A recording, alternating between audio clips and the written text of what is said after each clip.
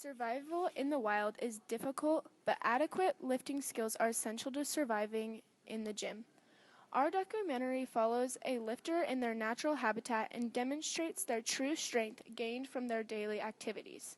The back squat, front squat, push press, bench press, and deadlifts.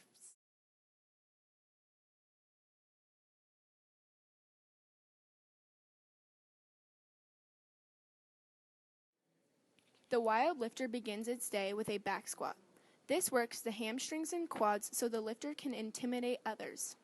The lifter begins by grasping the bar like a chameleon 1 inch away from the knurling. The lifter climbs underneath the bar and emerges on the other side. Grabbing the bar like this pushes up the lifter's trapezius and sets the spine. The lifter hoists the bar like a small child and begins the process of setting its feet.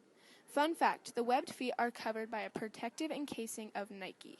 The feet are set shoulder width apart to allow an adequately deep squat of below 90 degrees. As the lifter gets low, as if to pounce, it takes in air. The wild lifter rises back, balancing its weight toward its heel and thrusts the air out of its lungs toward potential threats. This provides the best rise and chance of survival. The lifter approaches the rack, weight still on the back, and walks directly into the rack, gently dropping the bar back into place. It releases the bar and creeps back out from underneath the bar and goes about its day.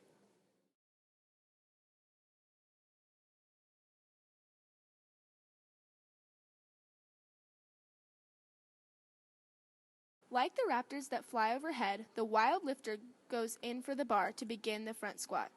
2 talons clasp the top a thumb's length away, and the elbows are thrust up in front of the bar.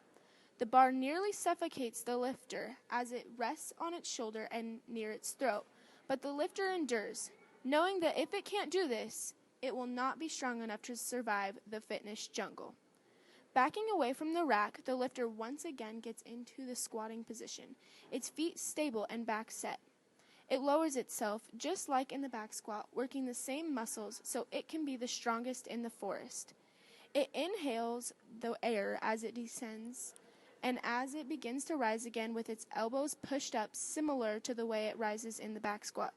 The lifter walks back to the rack and, keeping the bar close, sets the bar back onto the rack.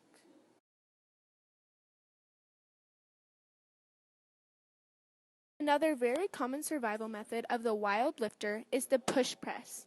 This lift begins with the lifter approaching the bar with its hands set to grab the bar, much like the back squat, but with a grip a full thumb's length away from the knurling, providing stability to the shaky world of the lifter. Picking up the weight and resting it on the clavicles keeps the bar close and in control, because asserting dominance over the bar wards off any other potential threats. Next, the base is set to a shoulder width to provide stability while dipping down slightly to gain momentum. After a slight dip, the lifter springs into action, thrusting the bar up and behind the head and exhaling. They hold it there only long enough to lock the joint before pulling the bar back to the resting position on the clavicles, and stopping to witness the true submission of the other animals from the strength being gained in the deltoids before racking the bar again. The bench press is another bizarre behavior of the wild lifter. It is believed that it strengthens the lifter's shoulders, making them look bigger and stronger. The behavior is different because it is one ritual that is performed within the pack. A partner is chosen to help the lifter and guide their ritual. The action begins with the lifter laying down on a pad with its head gently on it. The lifter raises its hands above its head like a zombie and grasps the bar a thumb's length away from the knurling to provide the best chance of asserting dominance over the bar and, in turn, other animals. With the bar centered above the lifter's body, the temporary partner grasps the bar with an under-over grip and pulls the bar off the rack.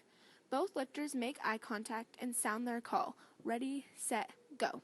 When the partner releases the bar and allows the lifter to begin the descent, the bar is pulled down to about 1 inch from the chest while breathing in deeply, and then forced back upward directly from the chest while exhaling like a windstorm, engaging the primary muscles and, in the future, making the lifter look bigger and stronger. When the lifter has done enough reps to feel adequate for the day, they lift it up once more, and the partner grabs the bar in the same position as before.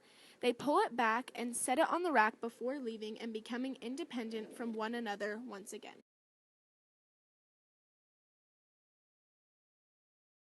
The deadlift is a particularly odd behavior of the wild lifter. The bar begins on the ground in front of the lifter's feet.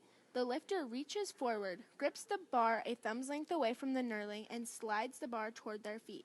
The lifter squats in front of the bar, feet planted shoulder-width apart, allowing for stability and a set back. The lifter mentally prepares to undergo one of the most challenging trials of its life.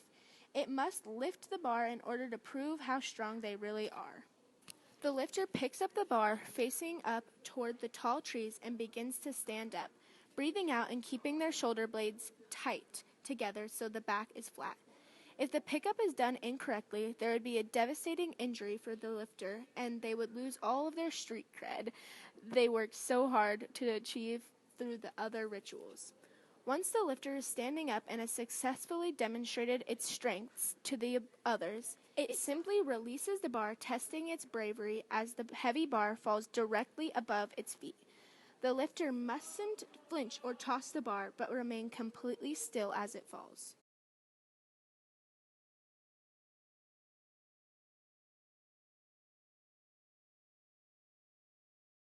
In order for the lifter to ensure that they look amazing during the deadlift, they may do what looks like a deadlift but is called a Romanian deadlift.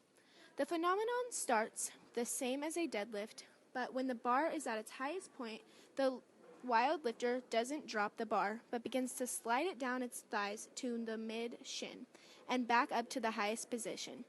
A slight bend in the knees of the lifter aids in the shifting for some weight to the hamstrings, but the weight would be overwhelming for any other lesser being. These 5 rituals are the reason for existence to a lifter. These rituals are essential to survival in the jungle and are the only thing keeping them alive. The tone muscles are the species' main priority, and these behaviors are the only way they achieve this. With enough hard work and endurance, there is no need to look out for lions, because you are the king of the jungle.